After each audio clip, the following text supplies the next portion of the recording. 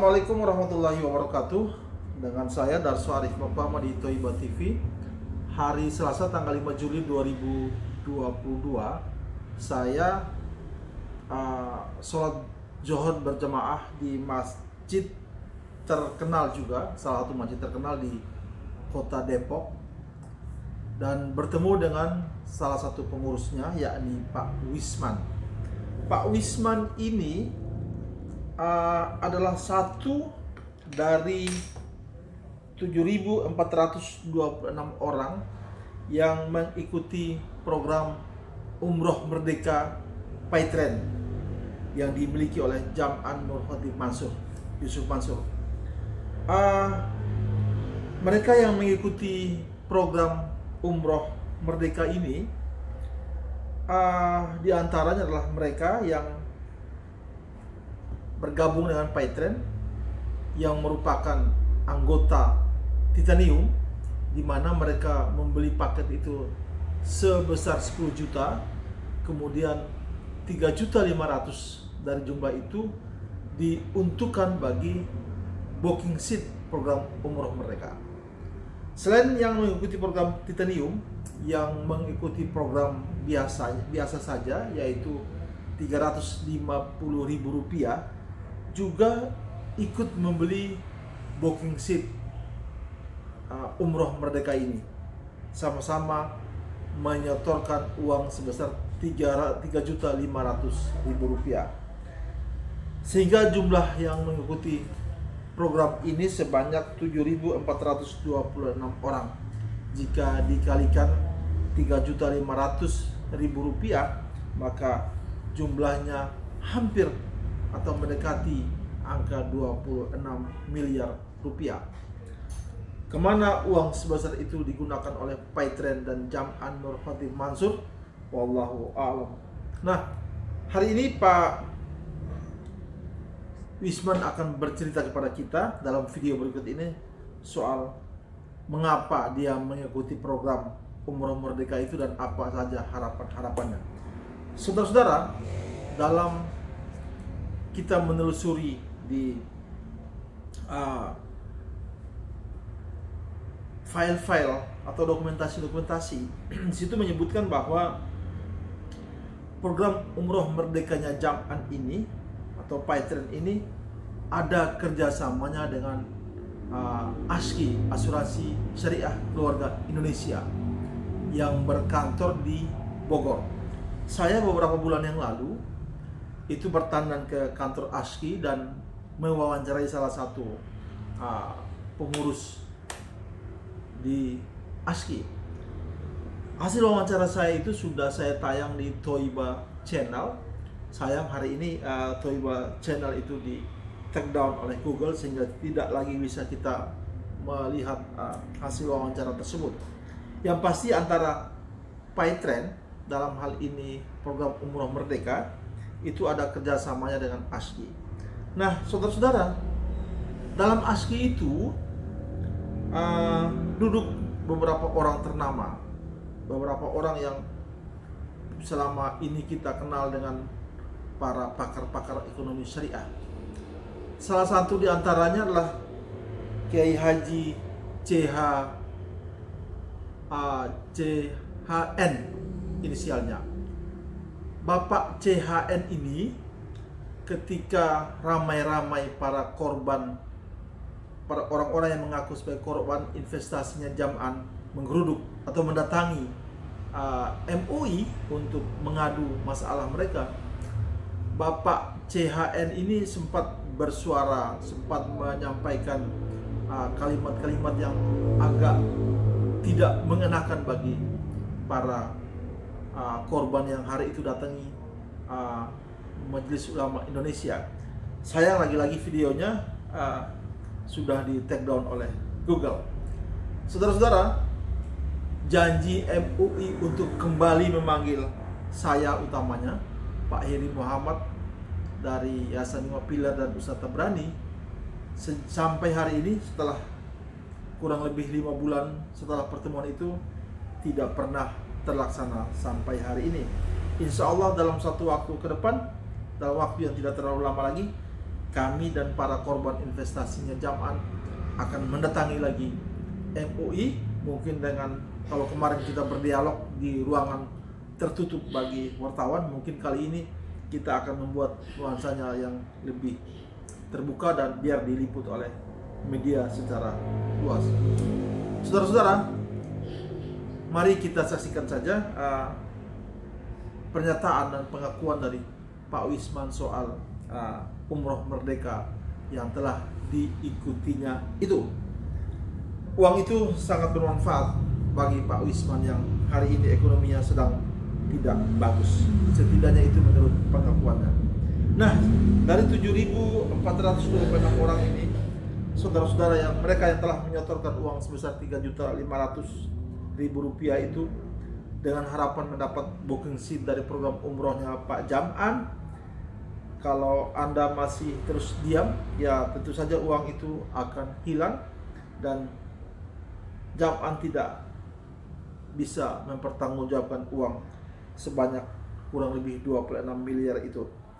Jadi kalau umpamanya ini dikategorikan sebagai perbuatan yang zolim dan Anda yang dijolimi, kemudian Anda diam diri, maka bisa jadi Anda bagian daripada kezoliman itu. Nauzubillah min dzalik. Silakan menyaksikan video saya berikut ini. Billahi taufiq wal hidayah. Wassalamualaikum warahmatullahi wabarakatuh. Assalamualaikum warahmatullahi wabarakatuh. Di hari Selasa tanggal 5 Juli saya bersilaturahmi dengan Pak Wisman di Masjid Al-Muwahhidin Depok.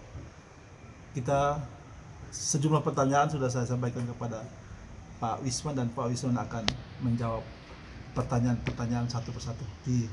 Silakan. Assalamualaikum warahmatullahi wabarakatuh. Nama saya Pak Wisman Shah. Saya tinggal di kompleks Perumnas Depok 1, Jalan Delima 2, yang kebetulan berdekatan dengan Masjid Al-Muwahhidin. Ya. Dan kebetulan saya juga aktivis atau salah satu pengurus dari masjid ini.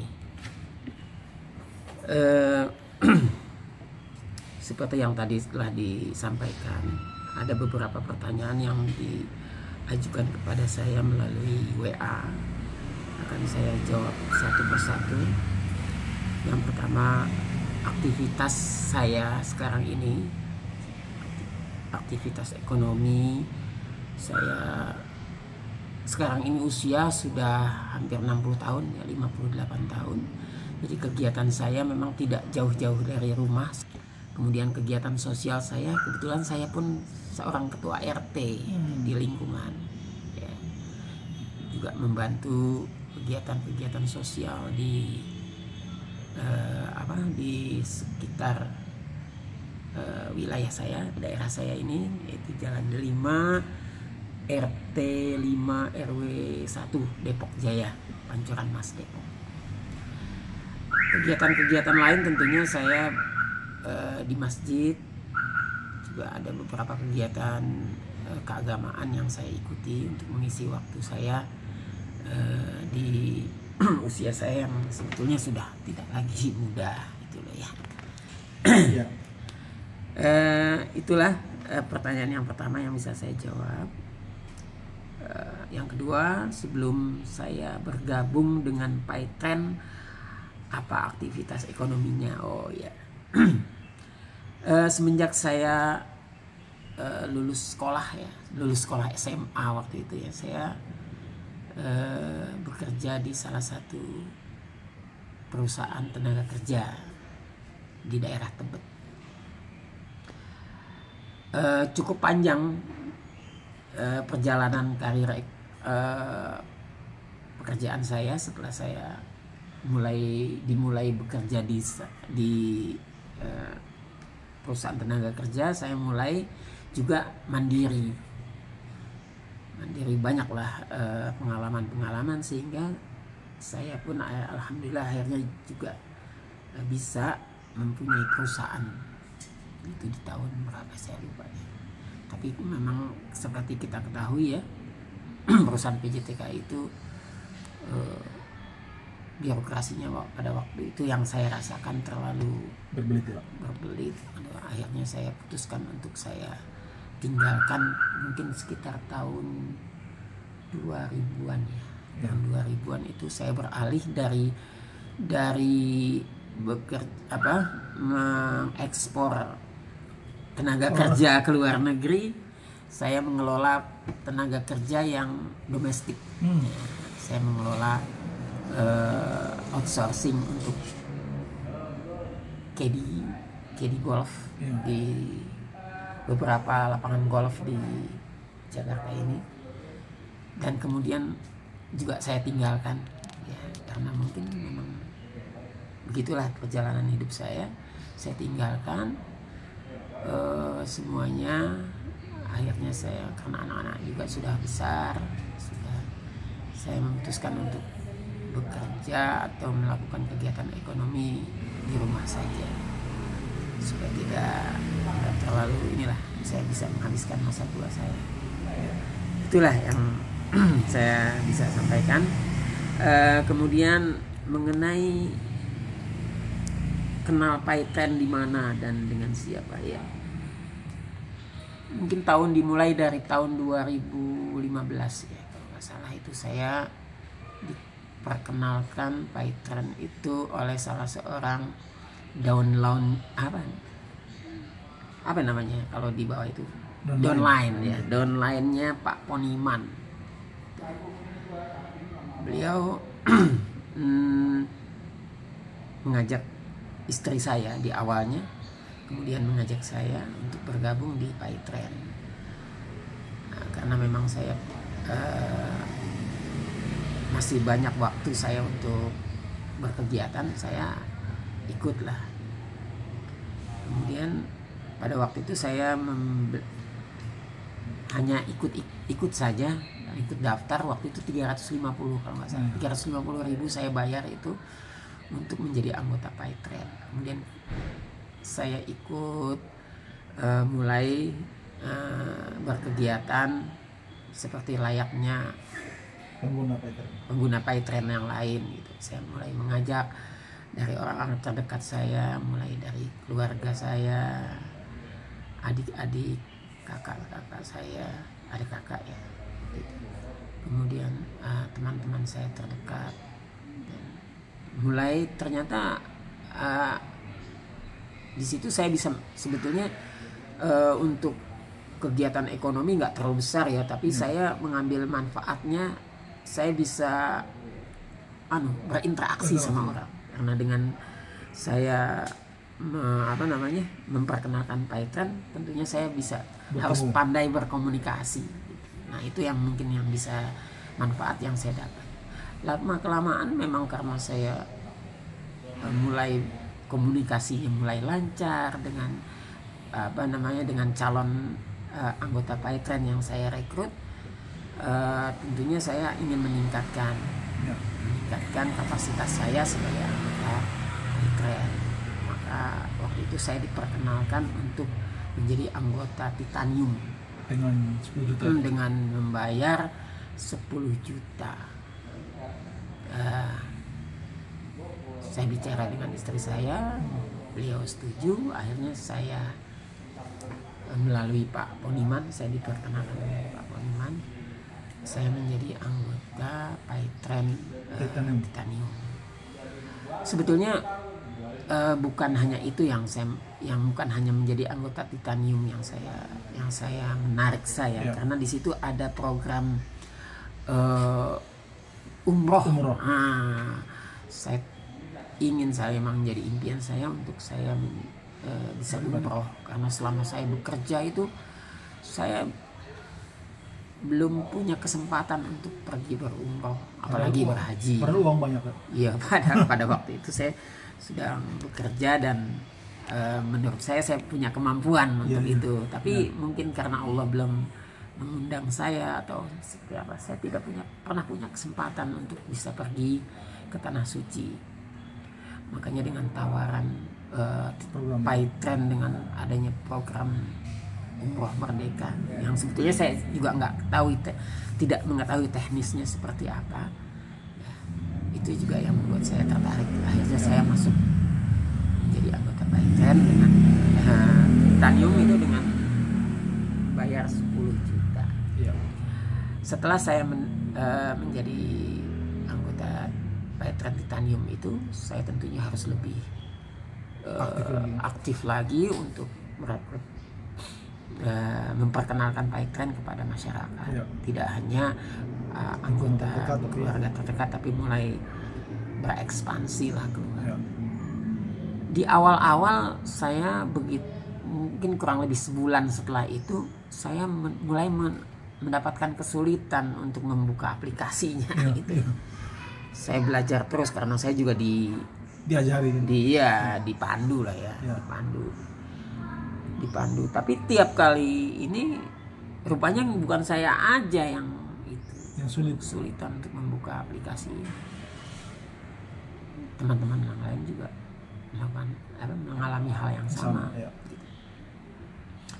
Sehingga kita bersepakat untuk datang ke Pak Poniman. Waktu itu kita malah sampai mengundang Pak Poniman beberapa kali itu untuk mentraining lah bagaimana nih caranya mengatasi hal-hal yang kita alami, kesulitan-kesulitan yang kita alami dalam penggunaan aplikasi Paitren. Karena ternyata beliau juga mengatakan hal yang sama. Jadi kita disuruh untuk bersabar lah, mungkin sedang ada perbaikan di pusatnya atau gimana. Ya udah stuck sampai di situ. Kemudian saya tidak mengikuti perkembangan Paitren selanjutnya ya. Saya hanya tahu pada waktu itu Paitren ini dikelola oleh seorang Ustadz Yusuf Mansur yang saya sangat hormati. Iya. Saya sangat hormati Ustadz Yusuf Mansur itu ya, dan sampai sekarang pun saya hormat dan mengakui beliau sebagai ulama yang saya ikuti dan saya hormati. Ya. Tidak ada, bahkan berita-berita yang saya dapatkan mengenai Yusuf Mansur itu saya nggak pernah gubris ya. Mungkin saya anggap nanti satu waktu Paitren akan kembali beraktivitas dan saya bisa mulai lagi aktif lagi. Ya. Bahkan saking lamanya saya menunggu itu ya, saya lupa dengan saya anggota keberapa dari Paitren itu. Ya. Nah, tentunya saya mendengar akhir-akhir ini kabar yang negatif ya mengenai Yusuf Mansur itu, dan sepertinya Paitren ini sulit untuk kembali bangkit gitu. Ya kalau menurut saya, kalau memang sudah tidak bisa lagi dimaksudkan ya, saya minta untuk ya dibubarkan saja atau dipulangkan saja uang-uang yang telah masuk itu. Ya. Gitu. Mungkin ini bisa membantu mereka untuk mengembalikan hak-haknya, mendapatkan haknya lagi gitu ya, karena ya merasa tidak menggunakan ya, nggak bisa mengambil manfaat dari situ, ya kembalikan saja. Ya. Gitu.